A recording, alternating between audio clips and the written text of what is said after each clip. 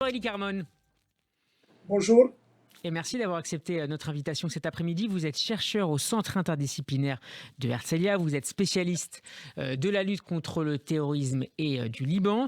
Elie Carmon, je voudrais vous faire d'abord réagir à ces tirs de roquettes en fin de matinée à la frontière nord israélienne. Deux d'entre elles sont tombées près de Kiryat Shmona. Il y a déjà 3 semaines, des roquettes avaient déjà visé les localités limitrophes à la frontière israélo-libanaise, notamment Rosh Hanikra. Est-ce que dans les deux cas, ce sont des factions palestiniennes plutôt que le Hezbollah qui est à la manœuvre, Oui, qui ça a sont à la commencé manœuvre? déjà pendant l'opération israélienne à Gaza au mois de mai passé. Et à cette époque, déjà, on a évalué que c'était des factions palestiniennes, mais qui doivent recevoir l'autorisation de Hezbollah. Il n'y a pas d'organisation qui peut être active dans le sud du Liban sans une autorisation, sans une coordination avec le Hezbollah. On sait qu'il y a des cellules de Hamas, d'autres organisations aussi, surtout dans les camps de réfugiés dans le sud. Il y a, je crois, il y a un an, demi ou 2 ans, il y a eu un incident dans une petite ville sur la côte de la Méditerranée où un des chefs locaux du Hamas a été visé. Et donc, je crois que ce qui s'est passé aujourd'hui, c'est la même, disons, la même stratégie de Hezbollah et des Palestiniens de tenter de provoquer des actions sans envergure, mais qui doivent, disons, provoquer la population locale d'être en alerte et aussi les autorités militaires, clairement. Elie Carmon, si on prenait un par un, une par une plutôt les motivations à la fois de ces groupes palestiniens et du Hezbollah, et quelles sont les motivations très précises de ces groupes palestiniens? Est-ce que par exemple ils sont activés à distance par le Hamas ou par d'autres activités, par d'autres groupes terroristes palestiniens, notamment pour faire pression sur le gouvernement israélien sur certains dossiers? Je crois qu'il s'agit probablement de cellules de Hamas, parce que le Hamas maintenant est dissuadé dans la bande de Gaza. Euh, Israël maintenant répond activement et immédiatement à toute tentative d'utiliser même des ballons explosifs. Et aussi, il y a la pression de Qatar sur la question de l'argent à être transféré vers Gaza. Et donc, ils peuvent utiliser cette méthode qui n'est pas directe ou indirecte, justement pour tenter de provoquer un peu Israël. C'est plus simple Et parce qu'Israël ensuite, hésiterait peut-être à frapper plus fort pour éviter une escalade avec le Hezbollah à la frontière nord, c'est bien ça? bien sûr, on voit aussi que la réponse israélienne dans le nord est assez, disons, discrète. Il n'y a pas vraiment de dommages sérieux parce que l'artillerie qui a été utilisée ne touche pas vraiment des objectifs importants parce qu'il n'y a pas beaucoup d'objectifs palestiniens et Israël n'a pas intérêt à tirer sur des objectifs de Hezbollah et donc provoquer une escalation. Et côté Hezbollah, est-ce qu'on est en train de tenter depuis quelques jours, quelques semaines, le nouveau gouvernement Bennett et essayer de mieux comprendre ses réactions face à différentes tentatives d'escalade ou en tout cas d'incidents? À mon avis aussi, le Hezbollah en ce moment est intéressé à ce genre d'incident. On a vu qu'il y a eu l'incident avec le pétrolier qui a été touché dans la mer d'Oman, où il y a eu deux morts, britanniques et un roumain. Euh, le bateau pétrolier était de fait la propriété d'une compagnie japonaise avec une association d'un milliardaire israélien, Eyal Ofer, qui ne vit même pas en Israël, il vit à Londres. Et donc, à l'époque, il y a quelques jours, les Iraniens ou des sources iraniennes ont déclaré que c'est une action comme, disons, riposte pour une action d'Israël en Syrie qui a provoqué des morts, À ce Homs. qui n'est pas exactement vrai. Et donc, c'est possible qu'ici, on utilise le Hezbollah et les Iraniens utilisent les Palestiniens pour tenter disons, toucher Israël sans recevoir une réponse sérieuse, disons. Tsahal a répliqué, vous le disiez, Eli Carmon, ce midi à cette attaque par des tirs d'artillerie. Et Israël, selon un média israélien Eddouz, aurait menacé les autorités libanaises via l'ONU que sa réponse pourrait être encore plus sévère si le calme n'était pas rétabli dans les plus brefs délais. Est-ce que le retour au calme est selon vous finalement le scénario le plus probable à la frontière nord? Parce qu'il est dans l'intérêt des deux parties. Oui, je crois que ce genre d'incident n'est pas vraiment sérieux. C'est surtout un ping-pong, si vous voulez, tactique, pas une chose vraiment stratégique. Et cela aussi parce qu'il y a une situation économique, sociale, politique catastrophique au Liban. Et le Hezbollah ne peut pas se permettre à ce moment de provoquer un incident sérieux qui mènerait peut-être, pas une guerre peut-être, mais quand même à des tirs beaucoup plus sérieux et aussi que des objectifs de l'organisation et peut-être aussi de l'infrastructure libanaise soient atteints dans ce conflit.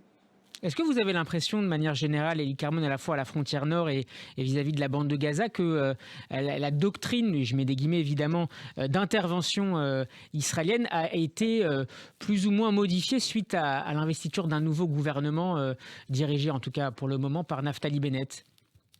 Oui, je crois qu'il y a un changement parce qu'avant, on soulignait surtout la nécessité de détruire le Liban, l'infrastructure du Liban, au cas où le Hezbollah attaquerait Israël.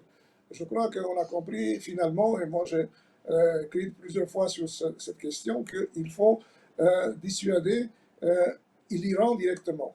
C'est-à-dire les intérêts de l'Iran, tant les sites nucléaires et militaires, mais aussi les sites civils, parce que du point de vue de l'Iran, ils n'ont pas d'autre alternative que d'utiliser le Hezbollah. Tant les missiles de Hezbollah, qui aujourd'hui sont une menace stratégique importante contre la population, et aussi des objectifs de la force aérienne, des objectifs électriques très importants, mais aussi parce qu'en actuant contre le Liban, Israël, je crois que sera accusé par la, la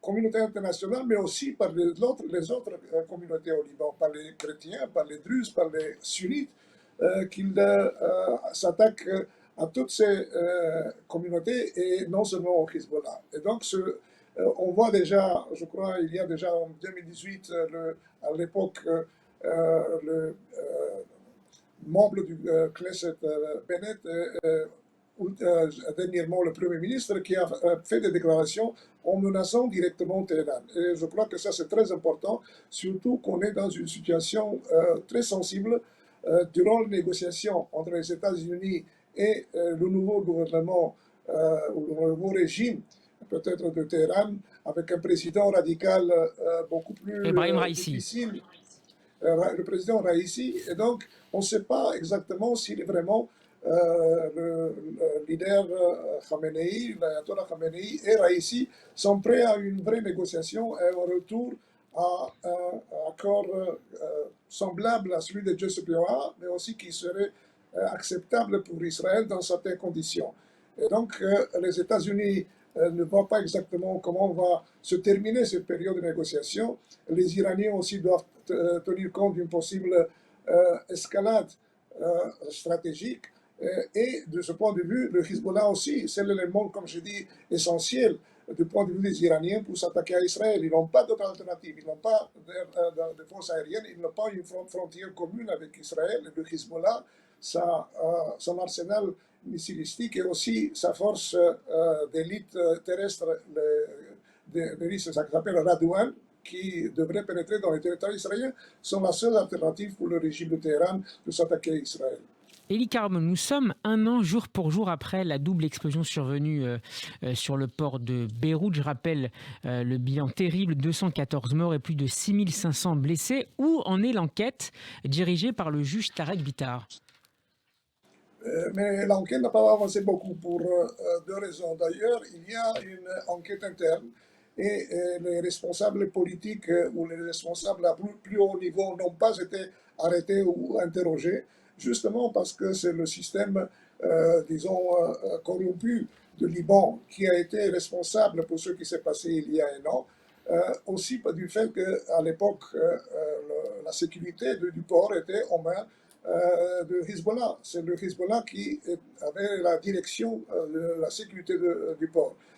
Maintenant, encore si on ne sait pas si vraiment les 2,5 tonnes d'ammonium nitrate étaient disons, une partie d'un arsenal du Hezbollah, on sait que le Hezbollah avait préparé un grand arsenal éparpillé dans beaucoup de pays.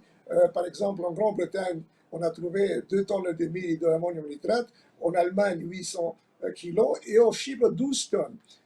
Et on savait que même en Bolivie, où il y avait un régime de Evo Morales en 2017 qui était très proche de Hezbollah et de l'Iran. On a Des trouvé là-bas stocks, aussi un arsenal. ces stocks auraient pu Un servir stock. au Hezbollah contre Israël, contre les djihadistes en Syrie. Non, non, contre Israël et contre les États-Unis et contre la Grande-Bretagne, comme c'est passé dans d'autres pays. Par exemple, en 2012, on a trouvé, 2012, on a trouvé en Thaïlande 4 tonnes de précurseurs de Hezbollah. Et 2 ans plus tard, on a trouvé une petite partie au Pérou. Et donc, on voit que ces arsenaux sont disons, des arsenaux stratégiques pour le moment où le régime de Téhéran et le Hezbollah décident de faire des actions terroristes contre les intérêts de l'Occident et d'Israël.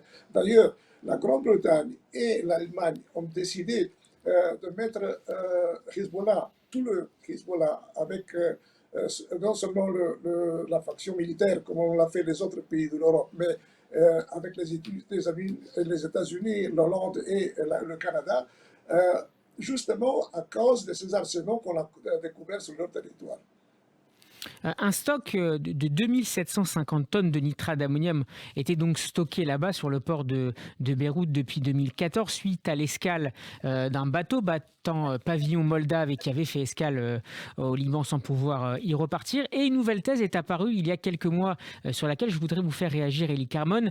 C'est un documentaire de la télévision libanaise qui l'a révélé. Le propriétaire de la cargaison basée à Londres servirait en réalité de paravent à 2 hommes d'affaires syro-russes, ce qui pourrait relier donc par conséquent ce dossier à la fois au régime d'Assad et à ses alliés, notamment le Hezbollah. Est-ce que cette thèse développée par la télévision libanaise vous paraît séduisante? Oui, on a trouvé, après plusieurs mois d'investigation, que le vrai capitaine et le vrai, disons, la personne qui détenait les actions de cette société qui a fait mouvoir l'ammonium nitrate, soi-disant vers le Mozambique, mais terminé au port de Beyrouth, avait des relations probablement avec des éléments de Hezbollah, mais justement parce que l'investigation ne peut pas continuer au Liban même, et l'investigation internationale qui a été faite, je crois, par le FBI et aussi par des éléments français techniques, n'a pas suivi, disons, la piste commerciale, la piste politique, pour voir si vraiment le Hezbollah était Pour directement, quelle raison, selon directement vous? empêché. Pour des raisons, justement, parce que les autorités libanaises ne veulent pas coopérer. On a vu cela aussi dans l'activité du tribunal international sur l'assassinat du ex-premier De ministre Rafik Hariri. Rafik Hariri. Oui, le gouvernement libanais n'a pas réellement coopéré.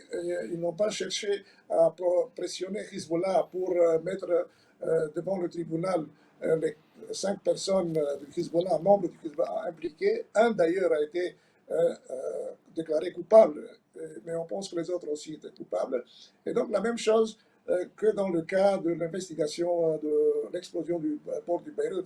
Il faut dire aussi que cette explosion non seulement a provoqué de grands dégâts humains et matériaux à Beyrouth et dans le Liban, mais je crois qu'elle a démantelé dans un certain sens le mouvement anti-gouvernemental pacifique et populaire qui s'était développé à partir de 2018-2019. Parce qu'une grande partie des personnes qui ont été touchées, qui n'ont plus vraiment où vivre, ils n'ont pas d'appartement. Il y a beaucoup qui ont émigré en Europe ou aux États-Unis. Donc, il n'y a pas vraiment des dirigeants de ce mouvement pour tenter de s'opposer à ce que le Hezbollah, avec le président Aoun, qui pour le moment au moins coopère avec eux, continue disons, à contrôler la vie politique au Liban et aussi la vie juridique, si vous voulez. Élie Carmon, vous évoquiez il y a quelques instants la France. La diplomatie française s'est beaucoup activée ces 12 derniers mois pour contraindre presque les autorités libanaises à engager des réformes structurelles et à sortir le pays de la crise politique, sociale et économique qui sévit depuis plusieurs années. Mais le bilan de cette intervention, de cette action française est globalement perçu comme assez décevant. On va revenir dans quelques instants sur la conférence d'aide internationale qui s'est ouverte il y a quelques heures depuis le fort de Brégançon pour la France. Expliquez-nous, Élie Carmon, les raisons des difficultés rencontrées par la France dans ce dossier. Est-ce que c'est lié simplement à la volonté de blocage des autorités libanaises ? Je crois que le président Macron a visité 2 fois le Liban immédiatement après l'explosion. Notamment le 6 août, 2 jours après le drame. Oui, mais aussi encore une fois, et il a tenté même, si vous voulez, négocier un peu avec le Hezbollah, peut-être pas de manière très profonde, et je crois qu'il a été déçu tant par la classe politique libanaise qui, en fin de compte, on le voit aujourd'hui avec la nomination de Najib Boukati comme possible futur Premier ministre, et donc la France n'a pas pu avancer la tentative d'aide internationale qui devrait se monter, je crois, à 2 ou 3 milliards de dollars. Et donc, ce qui se passe aujourd'hui, c'est un palliatif, je crois, pour tenter de donner une donation de 350 millions de dollars pour les nécessités urgentes de la situation, pour la situation, améliorer la situation catastrophique, tant économique, mais aussi sanitaire, parce que le Liban n'a pas les hôpitaux actifs nécessaires, ni peut-être le vaccin pour tenter de traiter l'épidémie de Covid-19. Est-ce que ce nouveau Premier ministre qui doit former, en tout cas essayer de former un nouveau gouvernement, Najib Mikati, qui est un milliardaire et qui a déjà été au pouvoir à la fin des années 2000, est-ce qu'il vous paraît suffisamment compétent et en capacité finalement de former un nouveau gouvernement, ce qui a été impossible ces derniers mois ? Il est peut-être compétent sur le plan de ses qualités, disons, de négociateur et aussi d'homme d'affaires, qui a fait une grosse fortune, mais on sait qu'il est impliqué dans plusieurs scandales économiques de corruption. Et donc, je ne suis pas sûr que la majorité de la population libanaise ait confiance dans sa direction politique. Et on le sait déjà depuis 2011, quand il a été Premier ministre pour 3 ou 4 ans, je crois, comme il a fait de fait une coalition avec le Hezbollah, a permis au Hezbollah de contrôler politiquement le régime, le gouvernement, avec l'appui d'ailleurs du président Aoun, et a permis au Hezbollah d'entrer dans la guerre civile de la Syrie.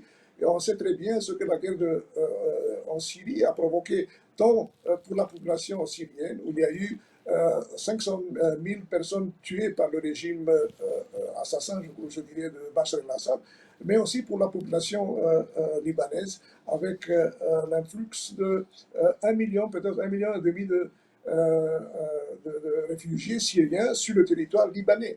Et jusqu'aujourd'hui, je crois qu'une très petite partie de ces réfugiés sont retournés en Syrie parce que le gouvernement de Bachar el-Assad n'est pas intéressé de voir des sunnites revenir sur son territoire. Et le Hezbollah reste actif en Syrie. Il tente, avec l'Iran, de bâtir une plateforme extraterritoriale pour s'attaquer à l'Israël, non seulement du Liban, mais aussi de la Syrie, et donc met en danger de nouveau la sécurité de la population civile et, si vous voulez, les intérêts économiques de l'infrastructure du Liban.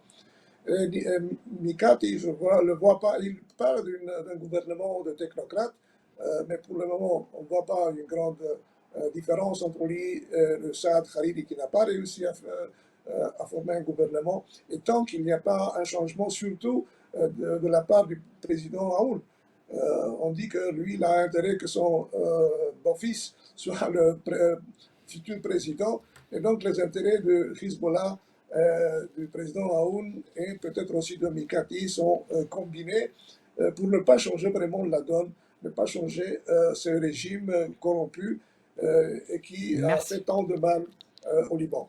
Merci beaucoup, Élie Carmon. Je rappelle que vous êtes chercheur au Centre interdisciplinaire de Herzliya en Israël. On peut réécouter cette interview, notamment sur la page YouTube de Radio J. Bon après-midi à vous et à très bientôt.